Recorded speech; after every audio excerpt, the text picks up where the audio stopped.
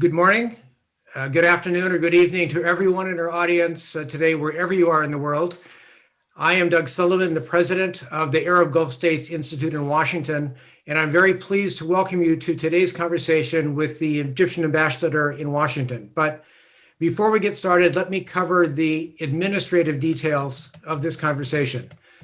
This program will be on the record, it will be recorded, and will be available in a day or two on our website, www.agsiw.org. And we very much like to see audience participation in our discussions and audience questions. So I encourage you to use the Q&A function at the bottom of your Zoom screen to ask a question. To do that, you click on the Q&A button, type in your question, then hit return or enter, and I'll try to incorporate your question into today's conversation. So with the administrative preliminaries out of the way, let's get into the conversation. And it is my great pleasure to introduce Ambassador Motaz Zahran, the ambassador of Egypt to the United States. Ambassador Zahran is now Egypt ambassador in Washington, but he spent a lot of time in Washington and in North America in the past. He served previously as Egypt's ambassador to Canada. About a decade ago, he worked at the Egyptian embassy in Washington as a political counselor and on the congressional affairs portfolio, which is perhaps one of the most difficult portfolios for any political officer in Washington. He served at the Egyptian embassy in New Delhi, the Egyptian missions to the Arab League and the United Nations in New York. And in Cairo, he served in several senior positions in the minister's office and was most recently the assistant foreign minister and the chief of cabinet at the ministry, as well as advisor to the minister on some easy problems: the Middle East peace process, Palestine, Israel, and Egypt's relations with the United States. He is trained as a lawyer, is married, and has 3 children. So, Ambassador Zahran, thank you very much for joining us today. Well, thank you, Doug. It's a real pleasure and an honor and a privilege. Now, as your biography indicates, you've spent a good part of your career in the United States or dealing with the United States. So how will you personally approach the change of administration from President Trump to President Biden, especially with what appears to be a significant change of focus on issues in the Middle East? Well, thank you for the question. I think it's a question that is rightly put in the start of a conversation. And before that, let me just extend gratitude to the Arab Gulf States Institute and your good self, Doug, as well as Raymond, for putting this conversation together and for hosting me on this webinar. I'm delighted to be given the opportunity and to share some of the thoughts and the perspectives of Egypt with the esteemed and distinguished network of Arab Gulf States Institute membership and wider audience. And let me say that, in fact, yes, these are interesting times and very different from any times before. And one can never control neither his destiny nor his surroundings or circumstances. But I truly arrived in DC here in an extremely extraordinary and exceptional circumstances, as you've somehow alluded to in your question, and it is these unusual state of affairs, that dictate the pace and the ability of you to interject and to reach out to people and to reconnect with old acquaintances and contacts and make new friends. It's an extremely difficult environment to work in, given COVID, of course, and given the election mode and then the election mode and what transpired in terms of a campaign before the transition team being completely locked down. So the ability to reach out to everyone was only in the aftermath of the inauguration. But let me say that I was probably keen on highlighting the challenges that I faced in a brief op-ed that I've done, that I, humbly invite everyone to have a glance at or to look at. And we've actually put it on the embassy's website, which was also a platform by which we could, reach out in terms of my own sentiments. There's a personal angle to it, and I've titled it "My First 100 Days." So I've used some of the slogans here and the notions here to kind of title my the beginning of my tenure. So basically, let me say 3 points, and these 3 points have been touched on in the op-ed in one way or another. First, here I arrived to DC just the day before the signing ceremony of the Abraham Accords, and being at the White House and seated there on the very next day of my arrival, witnessing this historic event. Let me say that stream of thoughts overwhelmed, my crystallizing new intellect being back to Russia.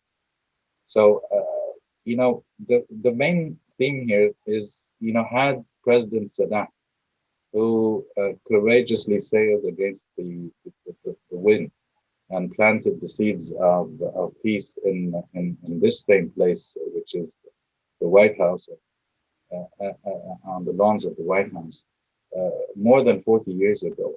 You know, I think that he would have been, had he been still alive and observing this historic, momentous juncture, he would have probably been definitely, truly prideful. And I must admit that some of mixed feelings have crossed me, pride and delight, of course, but again here battled with confusion and bewilderment, uh, simply because I felt a bit disheartened, and I must admit, to note that no reflection was made during that ceremony to where and how and when all this drive started. So a lesson learned really points to the importance of always recalling history, as Egypt has, in weathering the setbacks and the backlash by solidly sticking to its convictions of peace, led to progressions in mindset and transformations, albeit over decades. And these transformations we've seen the fruits of. Now, the second thing is the COVID-19 work environment that I've made reference to in the very beginning. A challenge to everyone, of course, diplomats, no less than Uber drivers. You would imagine that for a newcomer, this restrictive work climate and environment, unusual modus operandi and vivendi both together, must have been extremely frustrating. And the fact that I'm expressing myself virtually at this moment with you is only indicative to the restrictions that we are forcibly pushed to endure. And that in itself is also something that I've expanded on in the op-ed. But the third point here, and I arrived to DC in the grip of a political scene or season in which the electorate here in the US has become acutely polarized and chronically opinionated. And no voice was louder than the electorate's voice nationwide. But consequently, grabbing attention about issues related to foreign policy and international relations was shrouded with complications and difficulties. Now that things have gradually, returned to normalcy, or on a normal trajectory, I must admit again that the traditional long-standing channels of communication are, of course, in progress of being fully restored. And I have confidence here that the huge reservoir of good will and affinity between our two great nations that runs deep will be the foundations on which the relations will be based between Cairo and Washington. So yes, there's a new administration. We've been embracive of the new administration from the very beginning, ever since November the 7th, when projections were all pointing to President at the time elect Biden. And on that same day, November the 7th, the President of Egypt has, in fact, reached out to President Biden through a letter congratulating him, and later on after inauguration, congratulating. So basically, U.S. Egypt, and that could be another question of yours. So if I not to make this sound like a monologue, I'll just pause here and wait for the next. Well, Motaz, thank you very much for those personal reflections. I'd like to pick up on the first one, your arrival just at the time of the signing of the Abraham Accords, because as you said, Egypt was the first Arab country to make peace with Israel. Based on Egypt's experience, and perhaps if you have any, can comment at all on Jordan's experience as well, how can the Gulf states, how can Bahrain, how can the UAE or Sudan or Morocco learn and benefit from Egypt's experience with its peace from Israel, and perhaps vice versa? What are the things that Egypt might be able to learn and utilize in the new peace between other Arab states, non-bordering Arab states in Israel? Well, absolutely. Let me just tackle the question by making a reference to the facts, and the facts point that, does not shy away from anyone's intellect. The facts point that we've been the pioneers in the region in terms of the peace drive. We've been, of course, President Sadat and his visionary outlook and his courageous stances have led that, Egypt to be the pathfinder, the trailblazer, and the seed planter. So here, again, the reference is important to that point of history, because it is where everything had started. And it is when Egypt has, been obliged and somehow cornered in its Arab fold by the backlash and the setbacks in the Arab fold towards Egypt, and by boycotting Egypt, by throwing Egypt out of the Arab League, by moving the seat of the Arab League from Cairo to Tunisia. All this has come to the detriment of a continued robust peace process or peace drive at the time, in terms of trying to augment and widen and deepen the peace spirit and the peace culture. But as we've managed, and this is the important part here, as we've managed to weather all this and to stick to convictions and to stand our ground solid, we've been able to transform mindsets. And mindsets have transformed, yes, albeit over decades, but that has been the true source of inspiration, the way that Egypt has conducted itself in its convictions of peace. Now, where do differences lie? Where are they convergences when it comes to the latest peace drive? Let me just say quickly that because we stood our grounds, we've been able to be the main driving force behind the first and the only probably regional Madrid peace conference in '91. But then that led to the Oslo Accords in '93, and then led to Jordan in '94, and then led also to the latest UAE, Bahrain, and Sudan and Morocco. So all these did not come out of a vacuum. But in the midst of all this, the sincere efforts that have been exerted have never stopped at any moment in terms of trying to push on a true path and course towards peace with the Palestinians, whereby the core issue remains to be the Palestinian issue. So now the differences, you asked me to point to some. Now I would just say that Egypt and the Egypt-Israel peace treaty have been undoubtedly the most difficult one, as it had no precedence before. And that is on probably one dimension. But on the other hand, it followed years of direct military confrontation and between the two countries. And in other words, breaking the taboo and not had not been an easy thing, and definitely not an easy task. But Egypt had to bear heavy tolls, as I've mentioned. And the most remarkable is the assassination of President Saddam, which is mainly due to the peace vision that he had and the steps that he's taken towards peace and others. So this is something important to point out when it comes to differences here. And there is not one household in Egypt, neither in Israel, if we're talking about the Egypt-Israel peace accord, that does not have someone, a loved one who has lost his life, who has been a victim of war and has been a martyrdom in some way in both countries. And that, and I'm just confining myself here to Egypt, Israel, trying to pinpoint to some of the differences.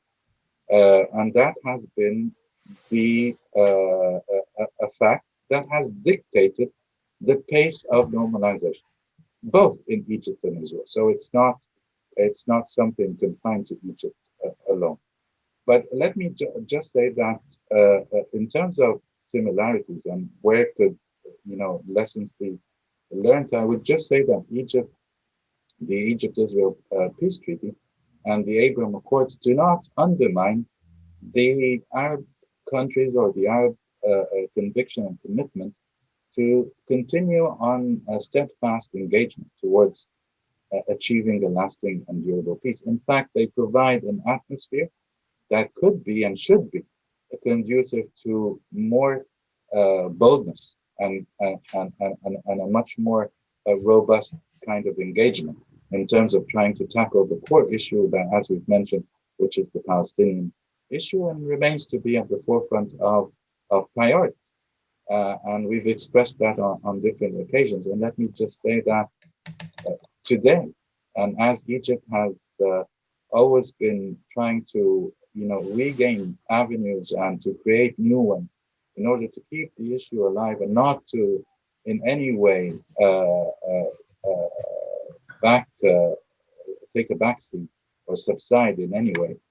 We've come together with Jordan, and here again, when we talk about, you've mentioned Jordan in your question, we've come together with Jordan and France and Germany in a sort of a new kind of quartet in order to fill in the vacuum until the transition team and until the new administration, sets its policy and expand on the platform in terms of what could be the renewed engagement in the Middle East. And we've come together in order to keep on advancing along with the desire and the need to have the Palestinians as well as the Israelis present in terms of confidence building, in terms of bridging the vacuum, until the real quartet that has been out there has not been successful in the past and has subsided somehow in the past few years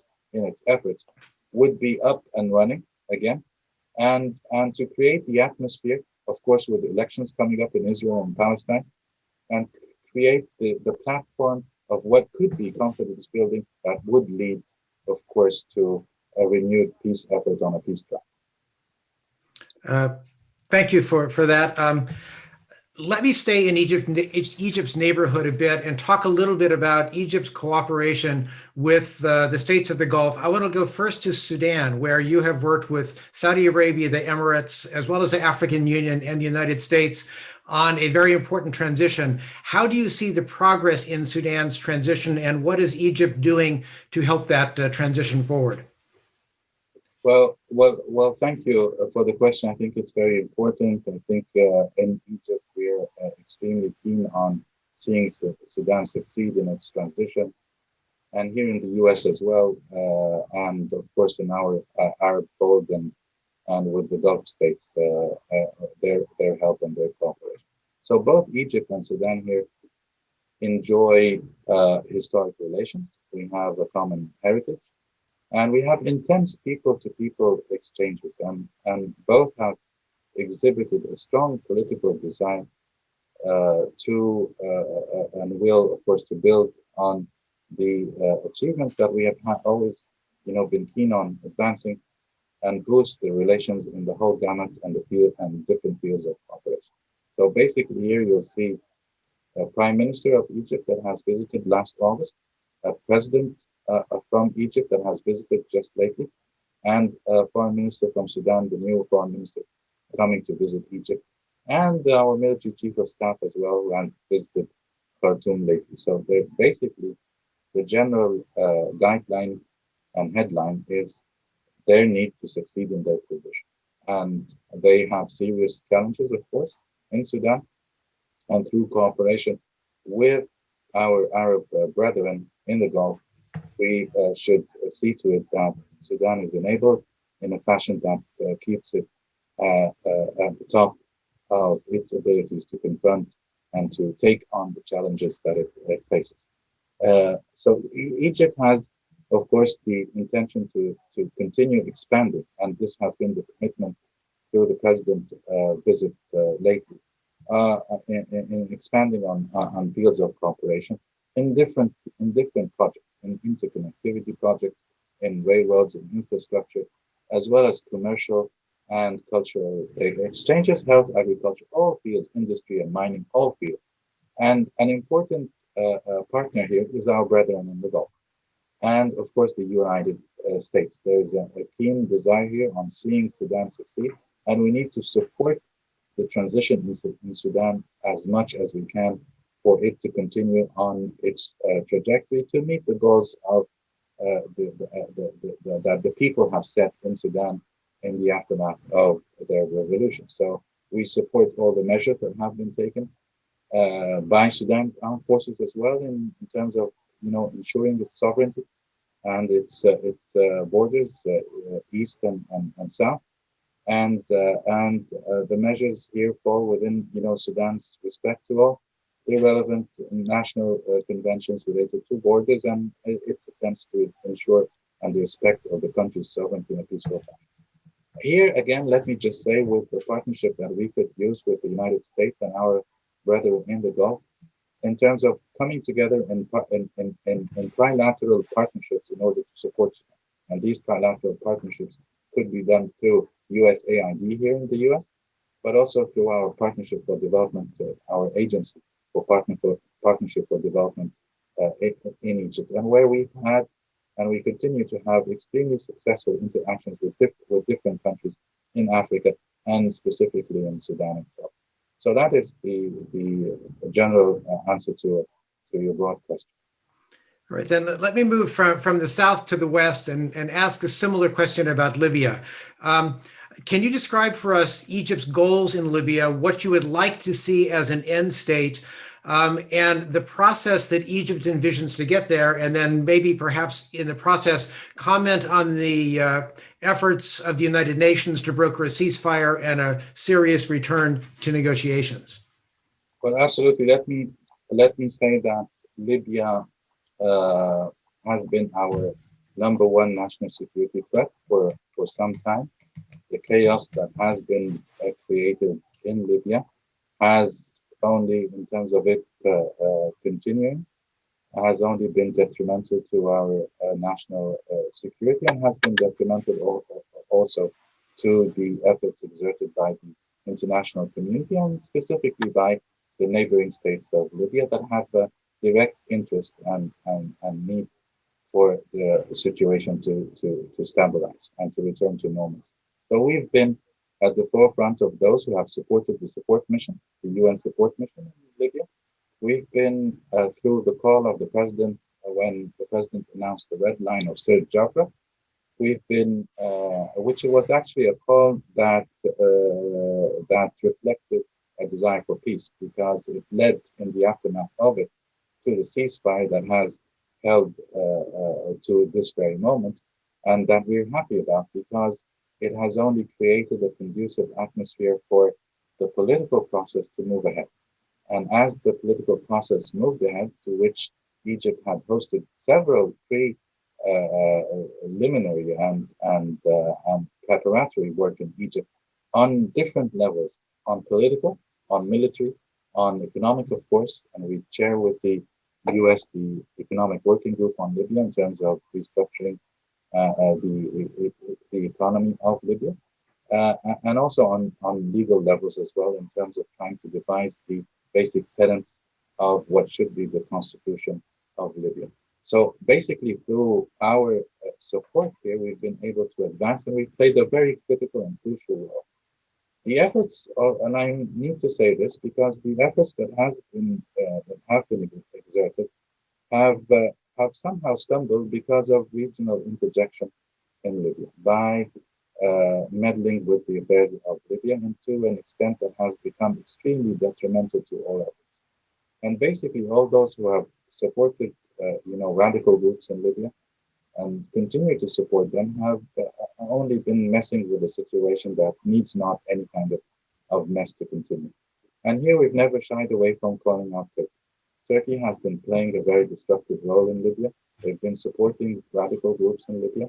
They've been transferring foreign terrorist fighters from Syria into Libya. And all this has been, detrimental to all the processes that I've just referred to. So the need to move out of Libya, to leave the Libyans themselves to be able to be supported by the international community in advancing the processes is extremely important. And as we've seen, there has been breakthroughs lately, and we've seen an interim government that has just a day or two back has been confirmed by the parliament in Libya. And this gives us hope that the trajectory they're on, in terms of their roadmap, and in terms of the elections that are supposed to be held in December, I think on the 24th of December,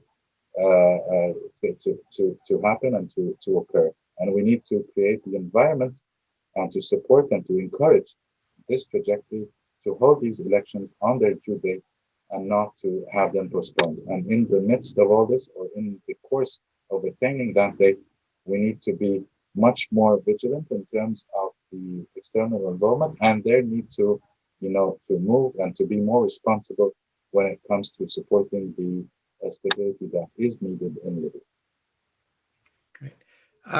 Let me move a little more directly now to Egypt's relations with the Arab states of the Gulf.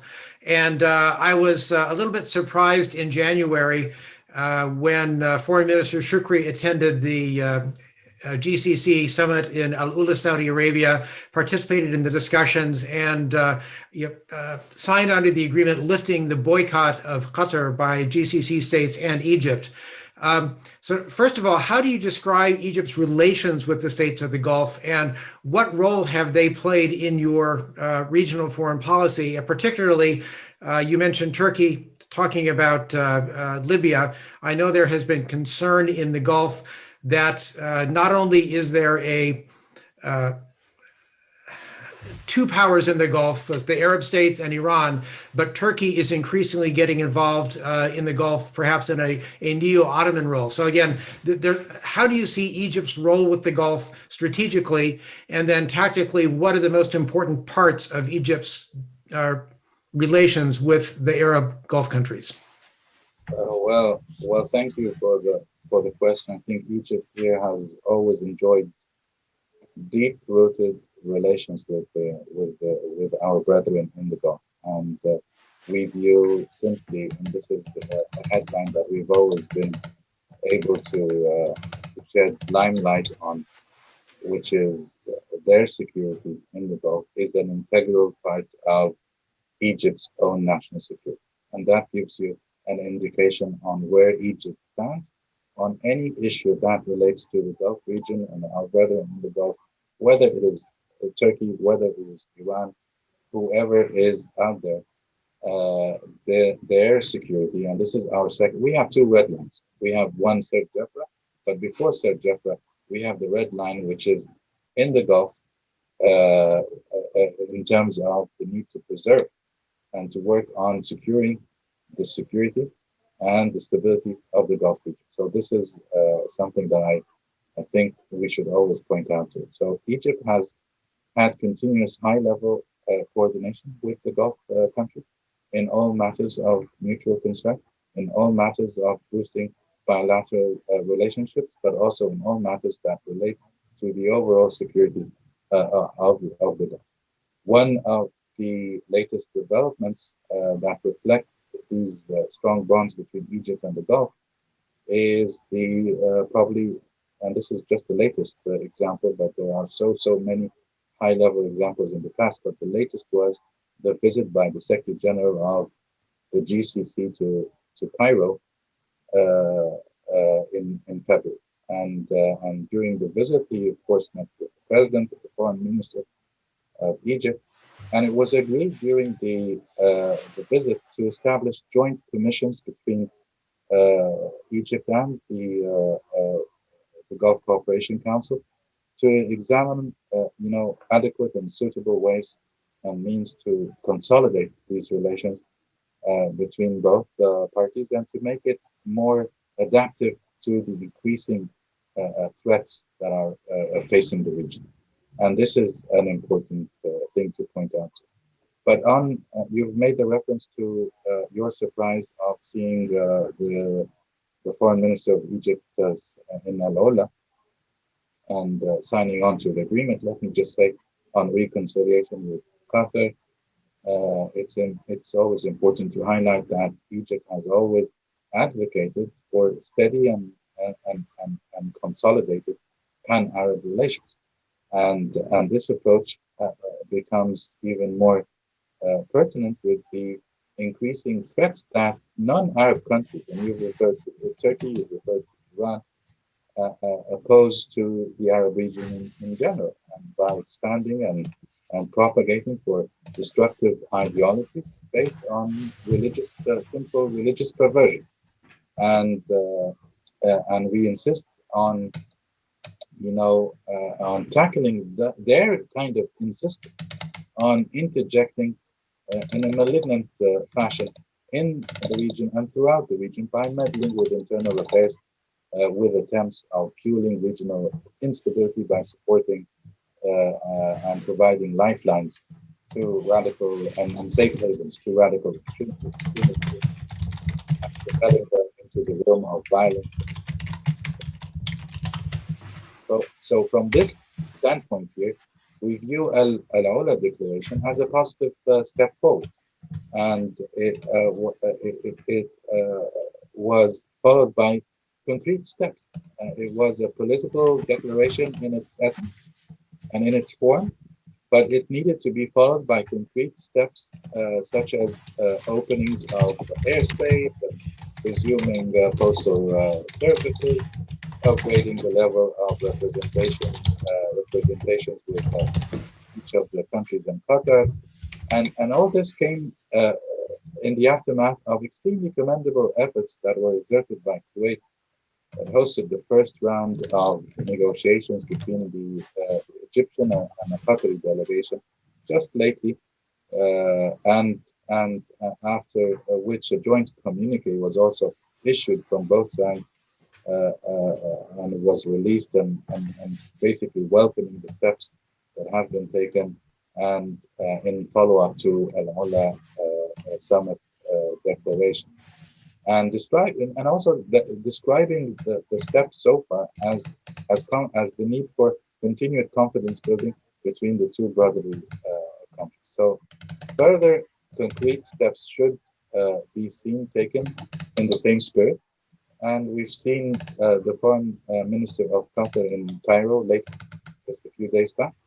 And on the margins of the ministerial meeting of the Arab League, the foreign ministers of both Egypt and Qatar have met and have sat together and have discussed openly and frankly on the way ahead in order to consolidate what we have and in order to tackle most of the issues that have been a part of Egypt's concerns in the past. These have been, welcomed, and the path forward is definitely paved, and we look forward to continued debate.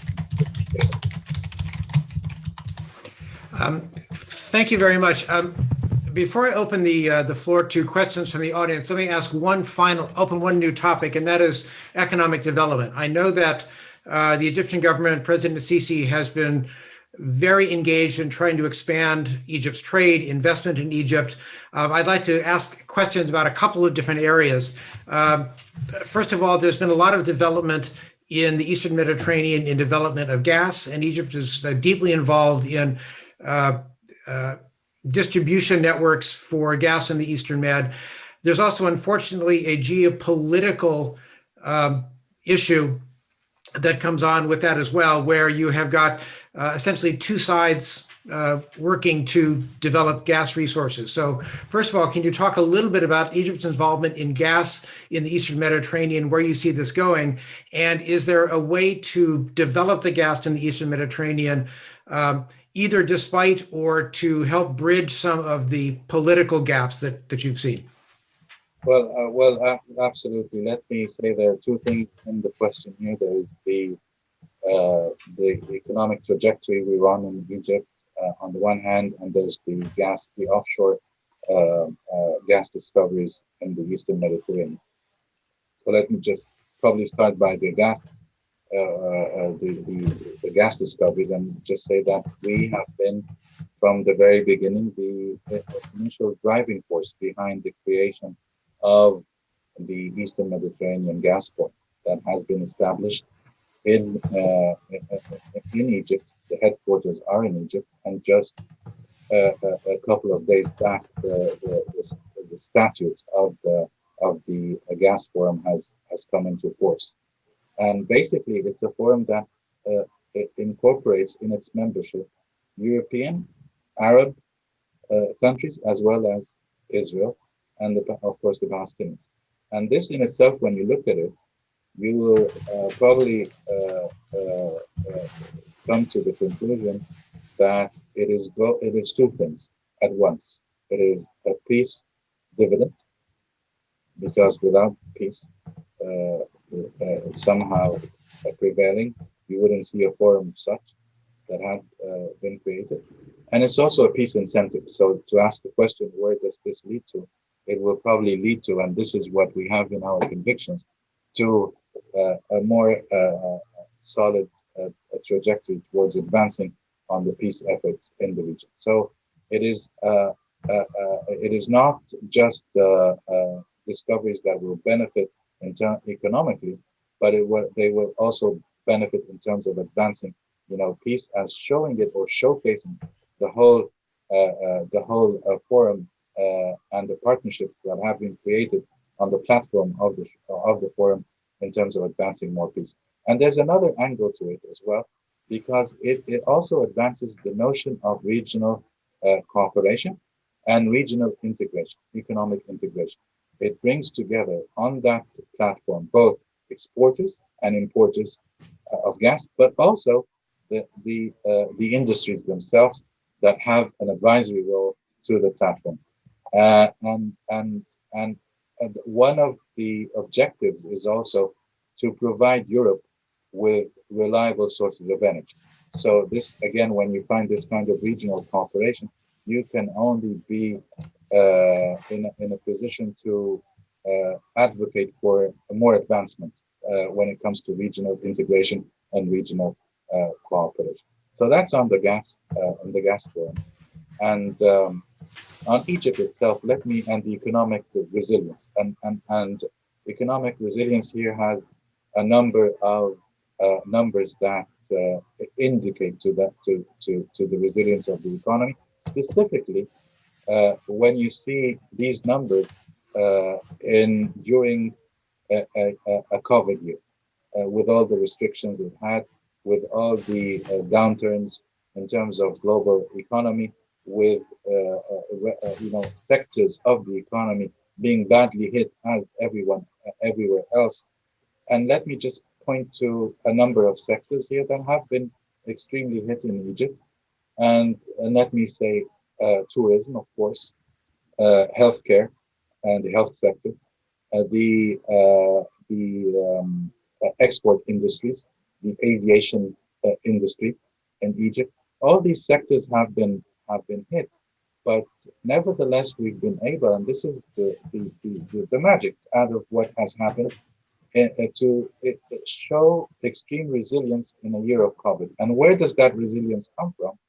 It simply comes from sound reform policies that have been adopted in Egypt since 2016, 2017 onwards. And these reforms were basically fiscal and monetary and structural reforms. And all these reforms have come together with coordination with international financial institutions to point to a solid and sound trajectory we're on. So here again, when you look at Egypt in terms of its credentials, you will find Egypt at a strategic location at the crossroads of three continents, of course, the gateway to Africa, a regional hub in the Middle East when enjoying, of course, proximity to European markets, but also a gateway to African markets. So it's right there in the middle. And without that geostrategic location, probably we would have not been able to weather, and we would not have been able to accomplish what we've accomplished. And let me just give you a few figures here, since we talk about the economy. It's a 3.6% growth rate during the past year, which is unmatched, either throughout the region or beyond the region.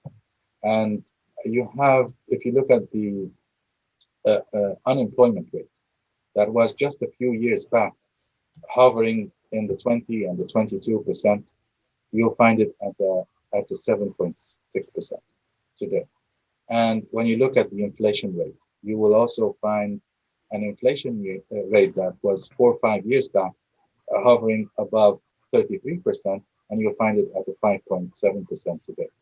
And you will also you see projections from international financial institutions of continued growth in the next year and so on. And you have a general stable economic outlook from all international financial agencies that project a brighter kind of trajectory in terms of the economy.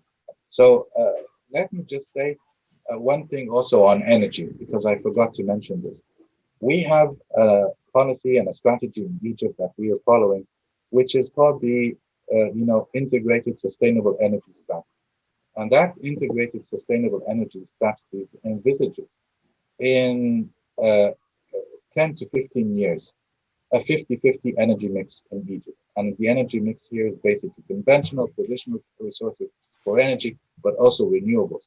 And we're expanding on renewables in an extremely progressive fashion in terms of solar, in terms of wind, and in terms of water generation of electricity. And all this has come about in a strategy that is also providing Egypt with the resiliency that it needed during the past year.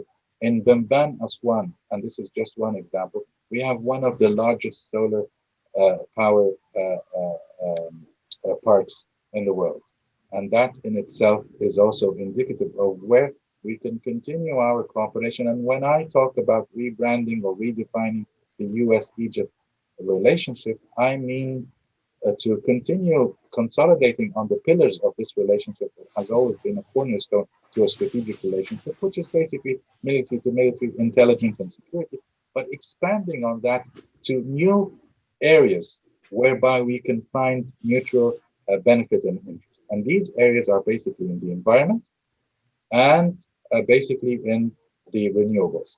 And when I talk about environment, I have in mind here the GERD issue, which is the Grand Ethiopian Renaissance Dam. If you want to ask a question on that, I'll be happy to answer. Good. Motaz, thank you very much. I'd like to open the floor to AGSIW Chair Emeritus Abdulmonem Said Ali, also a member of the Majlis al-Shuyukh of Egypt. Abdulmonem, if you would like to turn on your microphone, we'd love to take your question. Well, it's a pleasure to be here. As a founder of the Institute, actually, I like to welcome by myself and thanks Doug for inviting, I think, Ambassador Motaz is the first Egyptian ambassador to talk to the Institute. So welcome here, and let me get direct to the point. You have, in a wonderful way, showed how Egyptian-American relations are going in the right direction, our relations with the Gulf on the right directions. Can we upgrade all this into thinking about two major points? One, to get all the peace efforts together. I mean, if Egypt is putting its East Mediterranean policy, the East Mediterranean Forum with the Abrahamite agreement together, how it looks like in the management of the peace process in the region. And if we have any discussion with that with the American administration. The other point is a little bit much more broad because the challenges to the region is quite some. I mean, at this moment, not only we have, crises in Syria, in Iraq, also in Yemen. Libya probably is getting better quickly, I hope.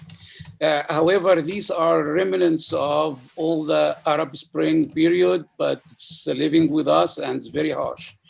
And also the Iranian threat, which is taking a very heavy toll, and now in Saudi Arabia in particular. I mean, the Biden administration said, that although it was pushing for a peacemaking process in the Yemen crisis, yet they said that they will defend Saudi Arabia in case it was attacked. Actually, it is attacked. So what kind of talk do you have with the United States on this issue? Thank you very much. Dr. Abdelmenem, thank you very much for being with us and being a founder of the Institute, and also making a reference to the fact that I'm the first ambassador of Egypt to talk to the Institute, which I frankly didn't know. So I thought my predecessor had probably engaged with the Institute, but I'm happily engaged. And your question, Dr. Abdelmenem, is only reflective of the deep intellect and the wide knowledge that you possess. And let me say, they have, in a simple question, you brought everything together in a mix, which is probably prudent to try to tackle, in terms of probably stepping just a step backward and looking at the whole Egypt-US relationship. So basically, this is a relationship that has always been enjoyed bipartisan support here in the US. And throughout the past 4 decades or so, this is the indication. And there is no reason whatsoever to think otherwise as we project into the future. So basically, the relationship here transcends local politics, both here in the United States and in Egypt. It has at its core mutual interests, and it has common objectives. And as we look at the US as a global power, Egypt is a regional power and is an important regional player that no one could afford to miss or even subside. So it has always been a cornerstone of peace, security, and stability.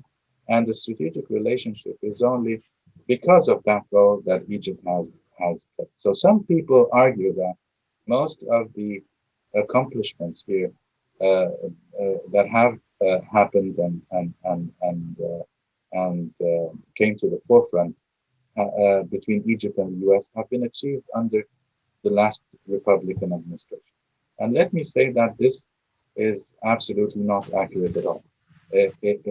Important milestones have been achieved under both Democratic and Republican administrations in the past. But since we have a Democratic administration today, which has now very soon will be close to 100 days.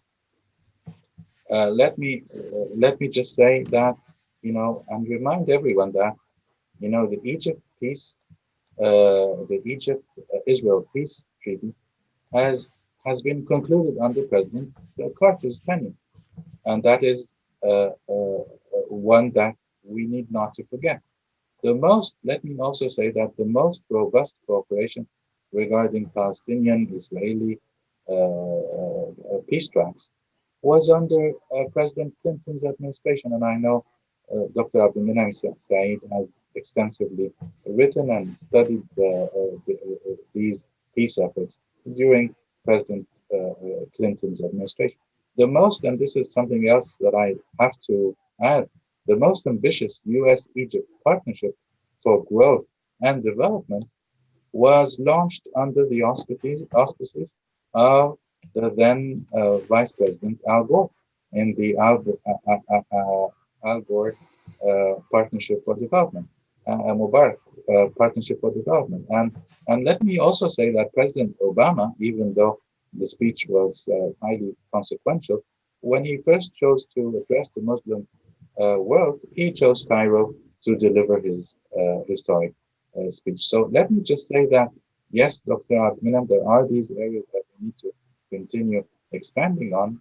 And when it comes to the rebranding or the redefining of the relationship, I see in it, in addition to what we already have, climate change. And as I've said, the GERD issue is directly linked to the environmental consequences of pursuing a project without a national project in Ethiopia without the requisite studies on environmental and hydrological and security and safety studies that should have been out there.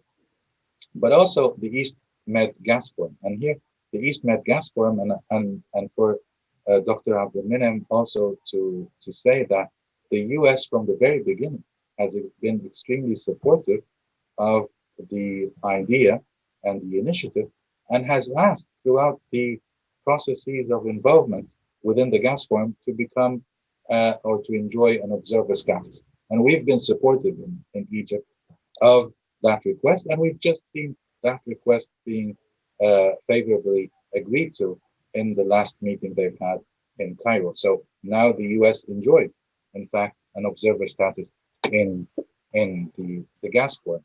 And let me also say that I've made a quick reference in saying that the gas forum here is both a dividend of peace and an incentive. And this is where, for more peace, and this is where we should continue to expand on in our talks with the administration.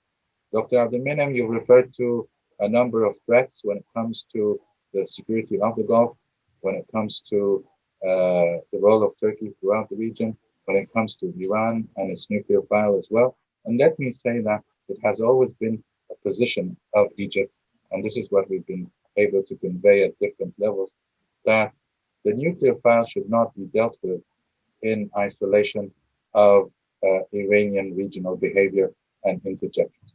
We see areas of tension and areas of conflict that have only been exacerbated in terms of their intensity because of this kind of involvement. So basically, the nuclear file is important, but also important and equally important is the behavior throughout the region. But I also would like to mention this, which I think also is part of the dialogue here in Washington, is that when we look at the nuclear file, we should not, of Iran, we should not forget that the very first steps and initiatives that Egypt has taken ever since 74, Egypt and Iran both together presenting a resolution at the UN General Assembly calling for a nuclear weapon-free zone in the Middle East. But also in 1991, with the initiative of Egypt, we've been able to expand on that and call for a region that is free from all weapons of mass destruction. And this is where we think, and given the circumstances geostrategically also that are prevailing in the region, that we should bring back these efforts to the forefront. And the nuclear file here of Iran could be the springboard towards achieving a region that is free from all sorts of weapons of mass destruction. At the forefront and foremost is nuclear weapons, but other weapons as well, chemical, biological. And these weapons have been problematic in the past, whether in Syria, whether in Iraq in the past. And this is exactly when we should expand on these efforts, and these efforts should be done in two ways. The first is through the conference that has been created within the under the umbrella of the United Nations, that is devoted to the discussions on how to implement the zone free from weapons of mass destruction. And we've had a first round, and that platform, let me just highlight this and underscore it because it's important, does not have in its intentions, and as has transpired during the first round, does not have the intention of singling out any country, of naming and shaming, but in fact the quite opposite is to learn from zones that have been created in other parts of the world and expanding on that in the Middle East. So this is one track. The other way is a continued dialogue with the P5, with regional players and the P5 in terms of advancing the notion itself and bringing it into the core of the policies of the US here and other permanent members and nuclear powers around the globe, but also high, and we should see to it that it becomes high on the agenda of regional players as well. Motaz, thank you very much. I'm going to give the microphone to Stephen Cook. And Stephen, if you'd be kind enough to keep your questions short, and perhaps Motaz, keep your answers short. I'd like to get a couple more questions in before the end of our session. We are reaching that now. So Stephen, the floor is yours. Thank you, Doug. I'll be very, very brief. Ambassador Zahran, when Secretary of State Blinken spoke with Foreign Minister Shukri, he raised concerns about Egypt's purchase of Russian defense articles. How are you dealing with the possibility of CAATSA sanctions on Egypt? Thank you. Well, thank you for the question. Let me just say that the issue of Egypt reaching out to any other player around the globe is one that is part and parcel of our foreign policy and the pillars of our new foreign policy in the aftermath of our second revolution. One that sees the need and the essential need to not to put all our eggs in one basket. Basically, reaching out in our partnerships to east, west, north, and south, and within our brethren, as well. So basically, whatever is the case, I think it is behind our backs. Whatever led Egypt in terms of reaching out to other suppliers has been an exigency of the past, and there is a commitment towards solidifying and intensifying and deepening and widening the strategic relationship here with the US. And as I've mentioned in the very beginning, when it's strategic, it is military to military. And when it's strategic, it is also one that has at its core the fight against terror and in a region that is in complete turmoil. And when you are supposed to be effective in that fight, you're supposed to be able to acquire the means and the tools by which your ability to defeat and combat the menace and the threat should be at the highest of levels. So whenever there are requirements for such an ability, they need to be heeded. And let me use the opportunity and say very frankly here that we've always been vocal in our position here when we say a strategic relationship that is conditioned. The notion of conditionality detracts from the strategic nature. So, of course, the U.S.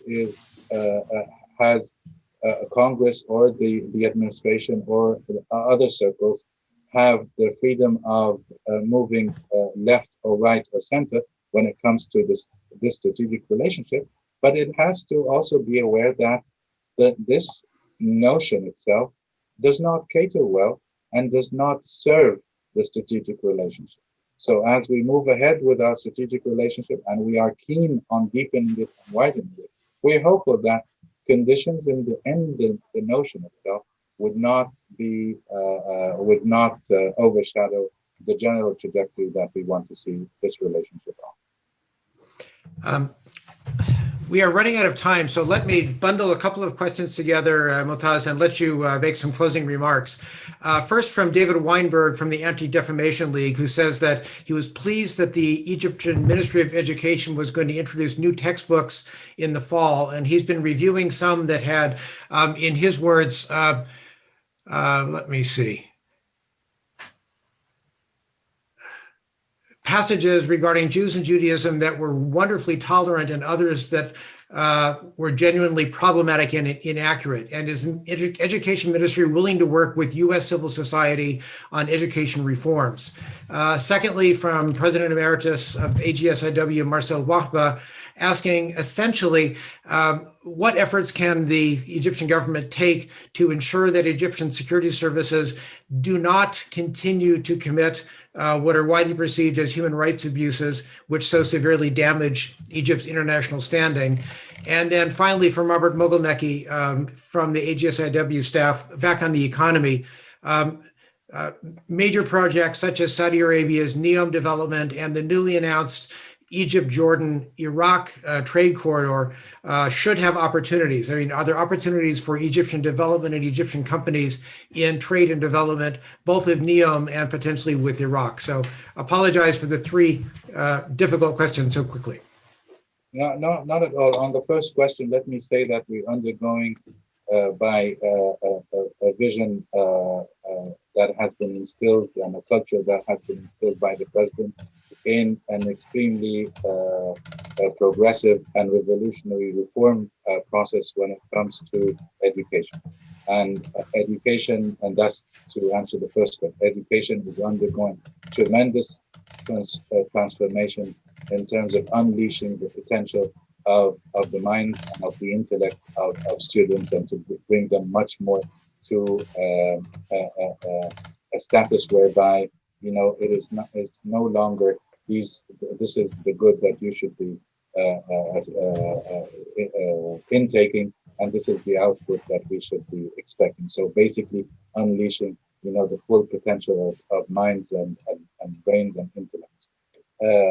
That's on the first question. And of course, we're ready to work with all NGOs in the US and beyond the US on revamping our whole educational system. And this is actually what's happened. On abuses, human rights, let me say that there is a policy back home in Egypt that has been implemented for some time now on zero tolerance to abuses. So the amount of officers that are on trial because of allegations of abuses is only indicative to the fact that the state does not condone in any way or fashion any kind of abuses that infringe on rights and freedoms and liberties. And let me also say that rights and freedoms and liberties in Egypt are anchored in their promotion and protection in the Constitution, but also in the ensuing laws that have been amended to meet the high bar of the Constitution, the NGO law, the protest law, and we have very soon an effort that has been ongoing for some time now to adopt a national strategy for the protection and promotion of human rights, and that national strategy only exists in 30 countries around the globe. And if we're able to do so quickly and swiftly, and within the next period ahead, and to have this adopted, it will only showcase to the Egyptians before anyone else the trajectory we're on. On Iraq, the third question, yes, we have a trilateral. We have an interest in seeing Iraq succeed in terms of its security, in terms of its economy, in terms of its ability to cater to the needs of the people, and to put Iraq, of course, within the Arab fold more as opposed to other regional powers that are not necessarily benign in their intentions.